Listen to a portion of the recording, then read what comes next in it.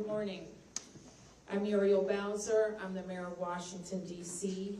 We are here at Reagan National Airport to provide an update on the tragic events of last night. I'm joined by U.S. Transportation Secretary Sean Duffy, D.C. Fire and EMS Chief John Donnelly, American Airlines CEO Robert Eisen, the Metropolitan Washington Airports Authority CEO Jack Carter, United States Senator Mark Warner, United States Senator Tim Kaine, U.S. Representative Don Beyer, as well as the Chief of the Metropolitan Police Department, Pamela Smith.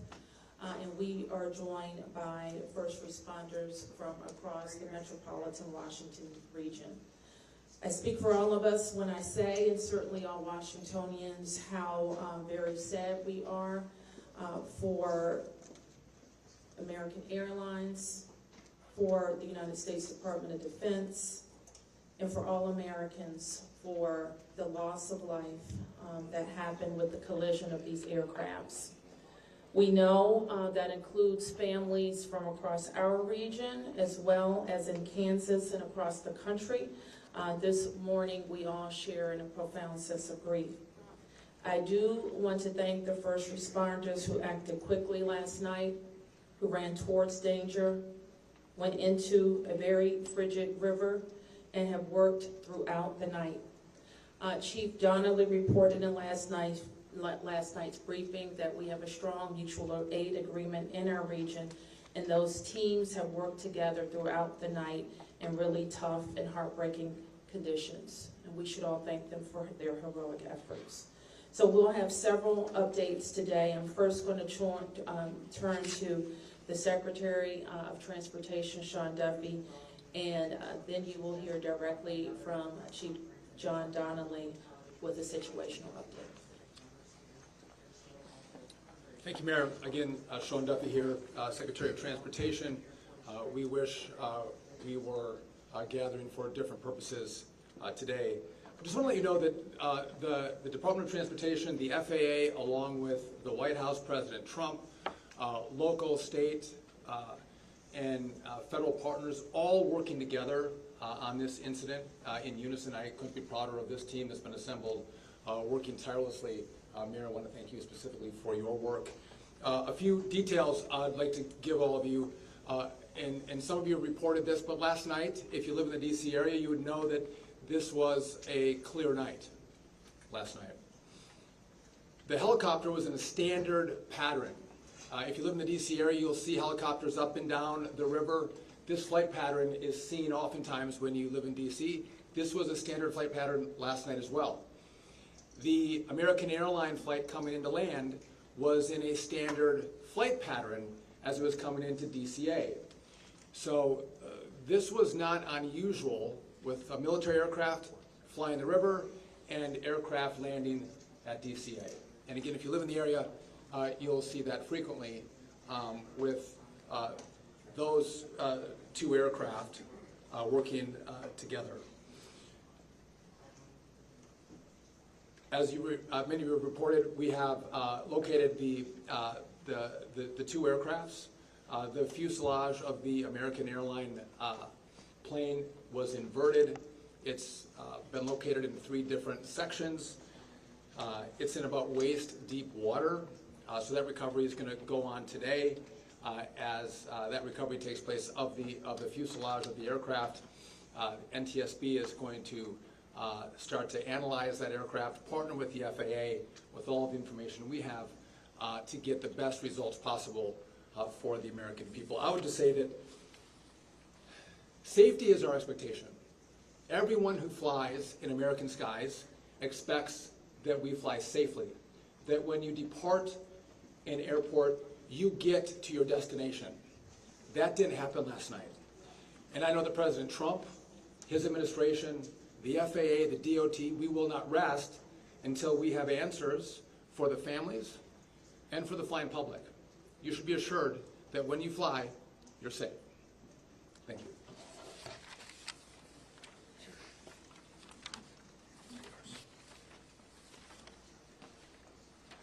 Thank you, Secretary. Thank you, Mayor. I'm joined today with Fire Chief Bonnet from the Metropolitan Washington Airports Authority, and I'm John Donnelly, Chief of the District of Columbia Fire and EMS Department.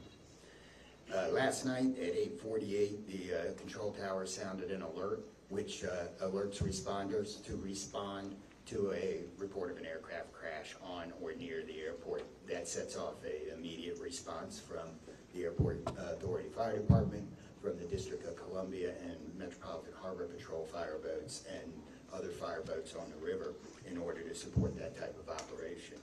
Very quickly, this call escalated. It became apparent, the responders realized that they had a plane crash and immediately escalated to a response that ultimately included about 300 people last night. These responders found extremely frigid conditions. They found heavy wind, they found ice on the water, and they're operated all night in those conditions.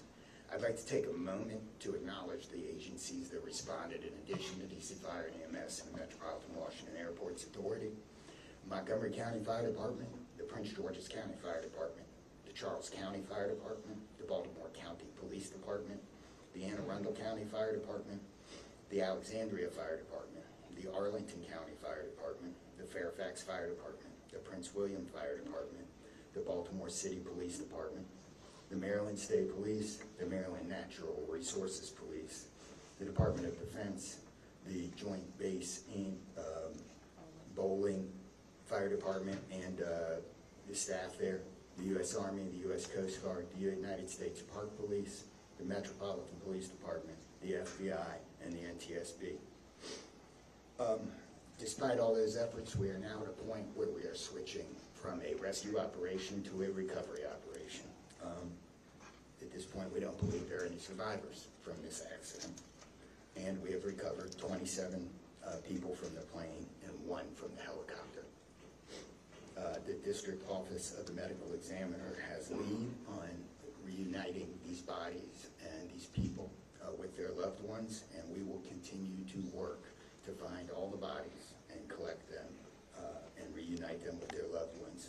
We should also acknowledge that the Virginia Medical Examiner and the Army Medical Examiner are involved in this operation and a very important part of getting people identified. So.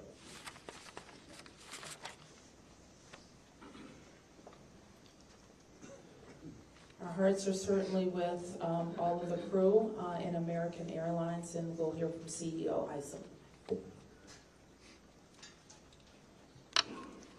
Thank you, Mayor. Good morning. I'm Robert Isom, the CEO of American Airlines. I want to express my sincere condolences for the accident that happened at DCA last night.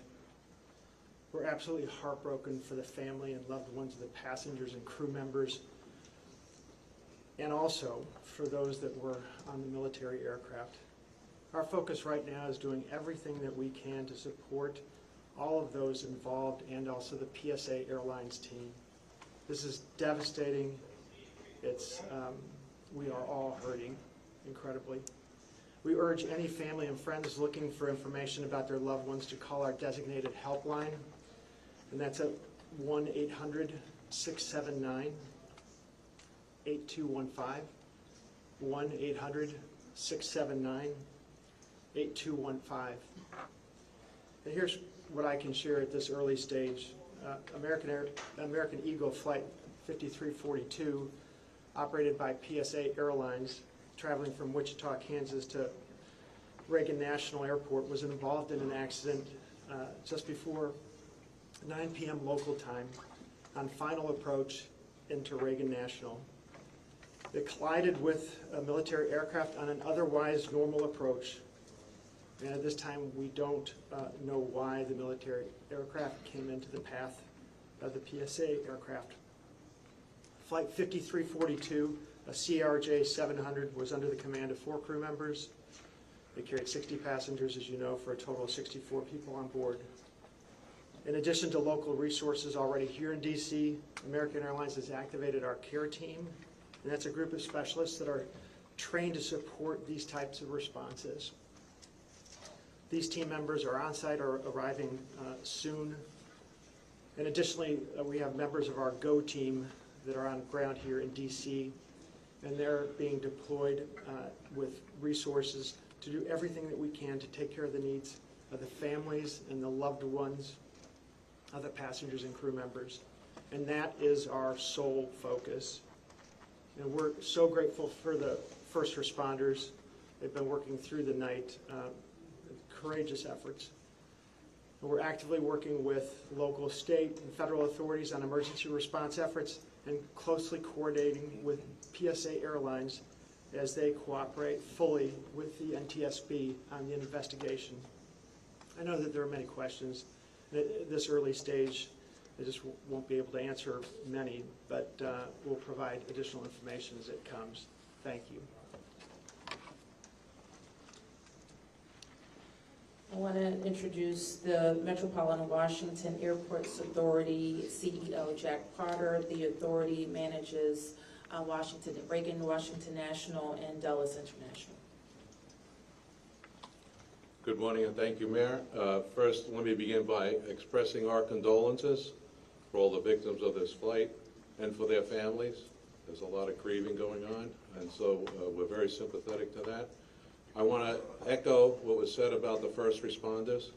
When there's a problem in this area, everybody drops everything and they rush to wherever the problem is. So I want to thank the chief, the entire team from Washington, D.C., but just as important, the list of folks that the chief described. The federal authorities have been here en masse, and so a lot of effort was brought to bear. Unfortunately, we weren't able to rescue anyone, but we are in the recovery mode right now. And I just want to, last night I expressed the fact that we hope to open at 11 o'clock today, and that is still the case. We're going to open the airport at 11 o'clock. And again, condolences to the families, and thanks to the many, many who are still out there working very, very hard to complete this recovery. Thank you, Mayor. I do want to acknowledge that the Virginia Transportation Secretary is here, in addition to the Alexandria Mayor, and I will like to ask members of the Virginia Congressional delegation to the podium next. U.S. Senator Mark Warner, followed by Tim Kaine and Representative Don Beyer. Thank you, Mayor. I want to join with everyone else and express my condolences for the victims. For folks who don't live in the DMV, we are made up of a lot of jurisdictions. Reagan Airport's in Virginia. Across the river we have Maryland, obviously the district, but as been indicated by the chief, when tragedy happens, all those distinctions between the various jurisdictions and our federal partners all disappear. And I want to again thank all the first responders. On a personal note, I'll just add that literally I now know I was coming back from the district from a dinner to my home in Old Town Alexandria. And while I did not see the collision, I wondered, I'd never seen this many red lights streaming towards the airport and across the river in Maryland about this time. My phone started blowing up and I realized that this accident had taken place. There'll be a time to figure out, I know NTSB will have a briefing later in the day, but to the victims, our condolences. To the first responders, our thanks. Sorrow, thanks, and questions. So sorrow, as all have expressed, to the crew, to the passengers, to the soldiers, to their families, to their friends, to their loved ones, to people who are still trying to get information and unsure whether their loved ones have been lost. We offer our profound condolences to them and our sorrow for this tragedy.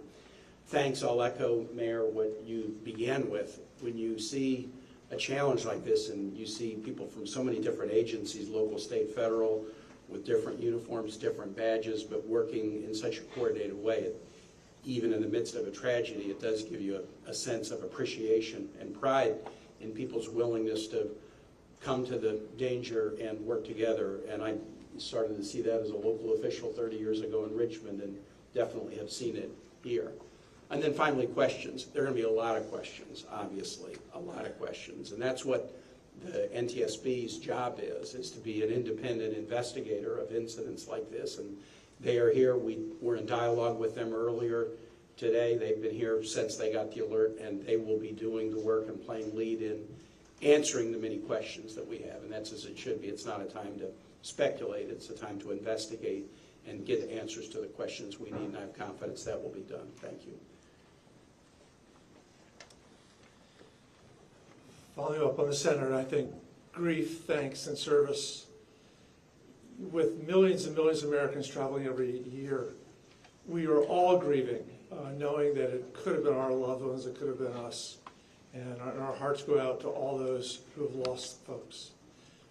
In a most partisan place, also, I'm really thankful that Democrats and Republicans, people from all over, have come together to try to make sure that people are served. As a local representative, I want the families to know that our office is available to serve you in any way we possibly can through this time of grief and transition and loss. And then also just note that we're deeply grateful for the people who risked their lives last night on a moment's notice and spent the whole night on the river in the ice and the wind, serving us. And then finally, as Senator Kane, Senator Warner noted, after the NTSB investigation, we've got to make sure that at the federal level and with the support of Virginia, Maryland, D.C., we're doing everything we can to make sure this does not happen again.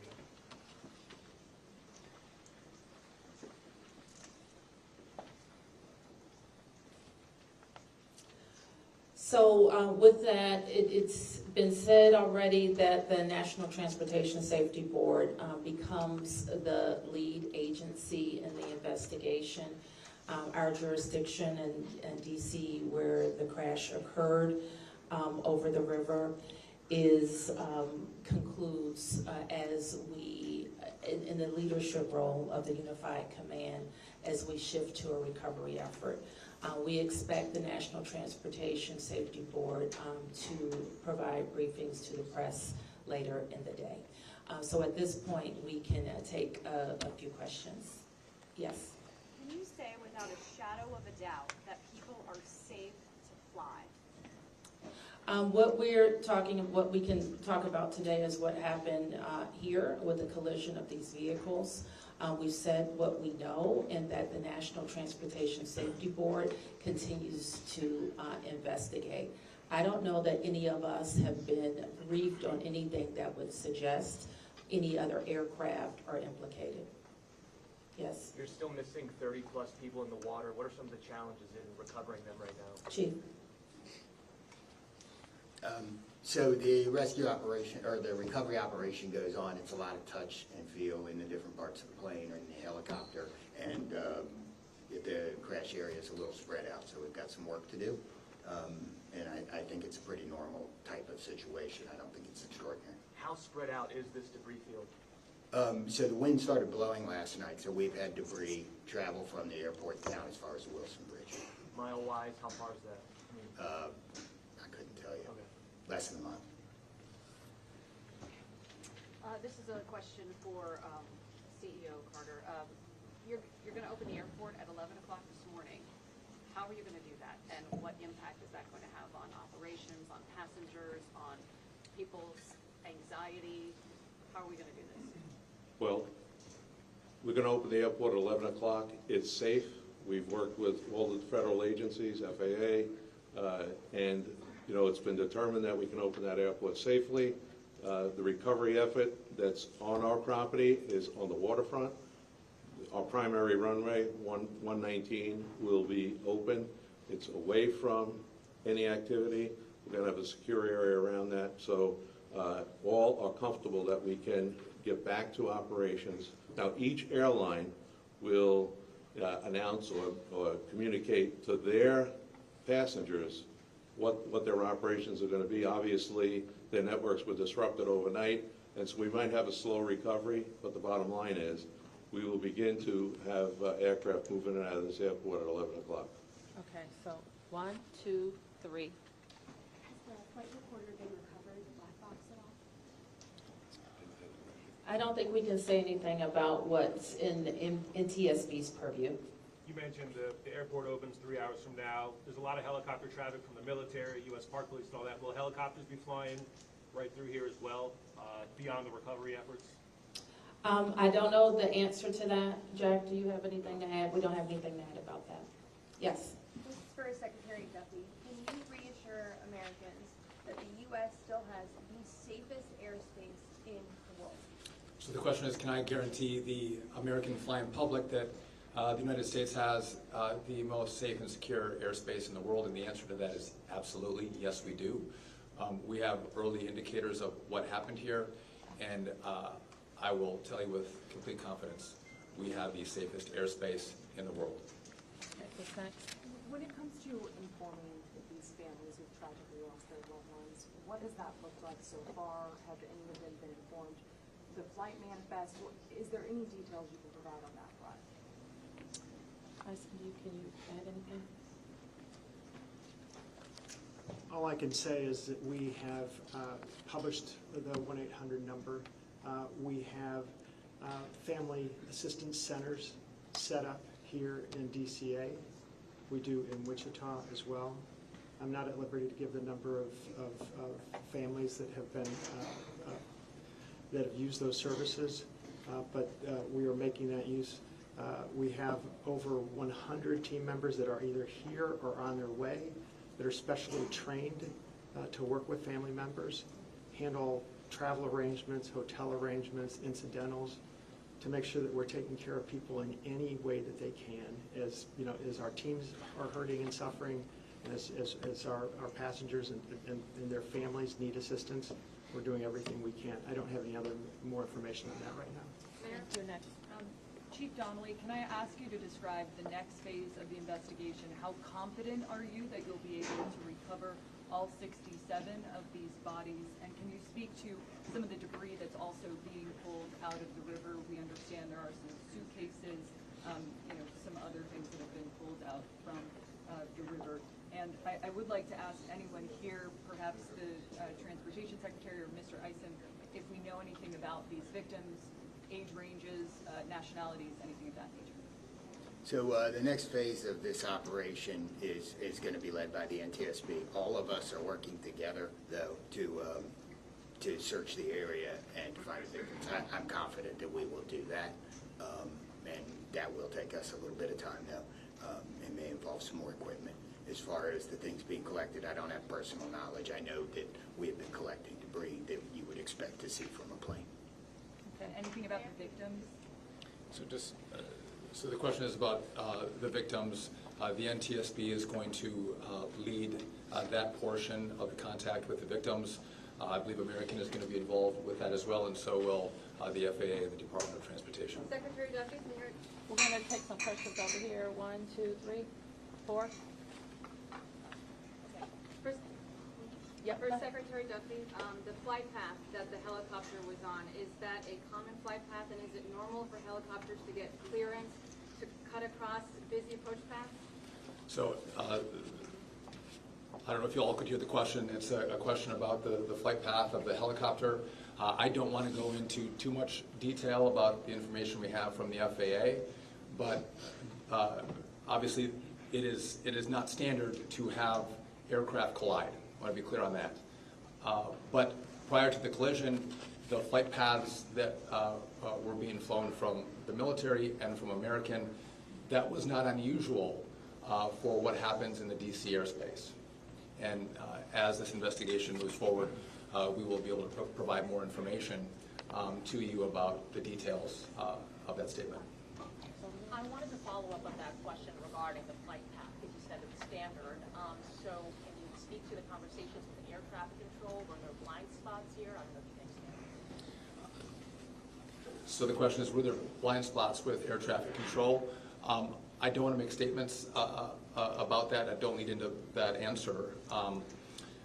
But again, I think whether it was air traffic control, whether it was military aircraft, helicopters, or the American flight,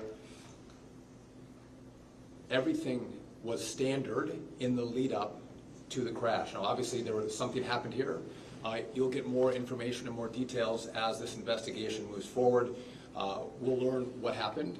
But again, those who live in the DC area, we see military helicopters fly up and down the river. It's a standard path that they fly. They're used to aircraft landing at DCA, and there's a procedure in place because this happens every day.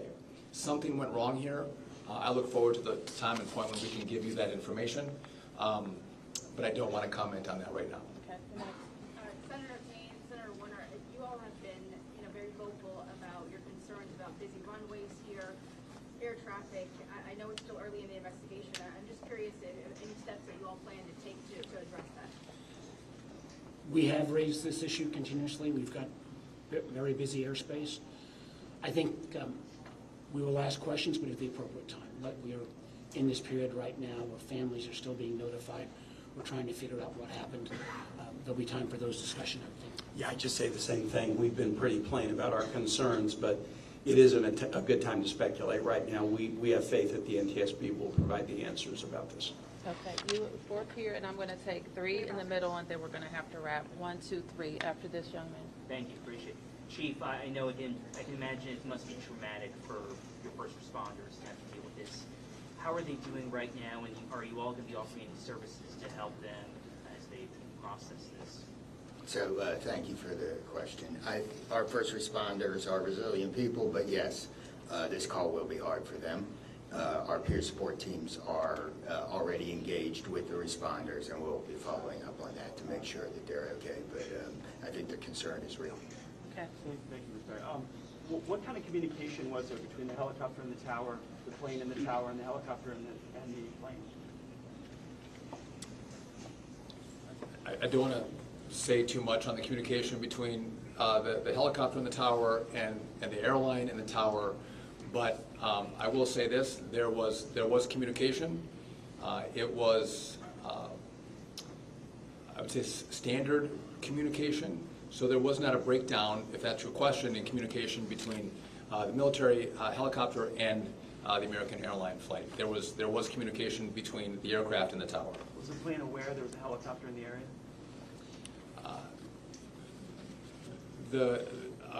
I would say the helicopter was aware that there was a plane in the area. You mentioned that.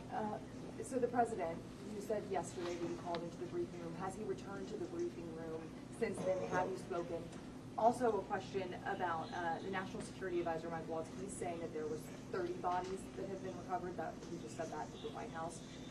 Curious. I know you're in this presser right now, so that's hard for you to update. But I do have the question posed in the briefing room. I can do the body. First.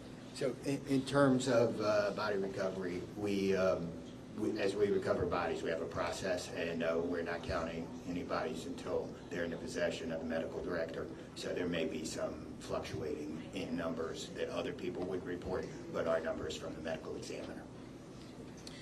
So just in regard to the president in the briefing room, I've been with this team for the last hour plus as we've worked through the details of the information we wanted to give you. But it is my understanding that either this morning he was going to be in the Situation Room, or the Situation Room is obviously briefing the president. He has been kept in full appraisal of what is taking place. Okay, last two, you and you ma'am, first. You mentioned that the aircraft were on a standard flight pattern. Just curious, when the airport opens at 11 today, will planes be on that flight pattern again, or are they being directed to fly a different way to land? Jack, do you want to mention it? Okay. Well, I mean, safety is paramount, and I don't have that information quite yet from the FAA, so I don't want to provide an information I don't want to provide an answer or inaccurate information on what routes will be flown out of DCA. Okay, last one. Two questions really quickly. What do you know about the experience and history of the pilots of both the American Airlines plane and the Army Black Hawk helicopter? And then for Secretary Duffy, last night the president had said that this could have been prevented and questioned why air traffic control didn't tell a helicopter what to do. Is that something that investigators have determined should have happened in this situation?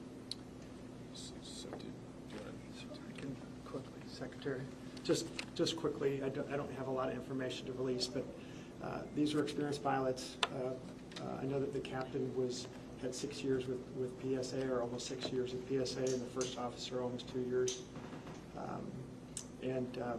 Again, standard approach, and that's about all I can say. Thank you. In regard to the military, I don't have information in regard to the experience of the military pilots. I would just note that this was classified as a training mission. Sometimes people could think that a training mission is someone who is inexperienced in the cockpit. We call these missions that are flown in the DC area, as our pilots are getting hours in experience, training missions. So don't read into that we had how many hours the pilots on the military aircraft had. And you had another question for me that was. Last night, the president had said that this could be prevented, and also that air traffic control, questioning why they may not have communicated with the helicopter, telling them what to do. So we are going to wait for all the information to come in from this vantage point, but to back up what the president said, what I've seen so far, do I think this was preventable? Absolutely. Thank you. Thank you. Is there an acting FAA director? Thank you, everyone.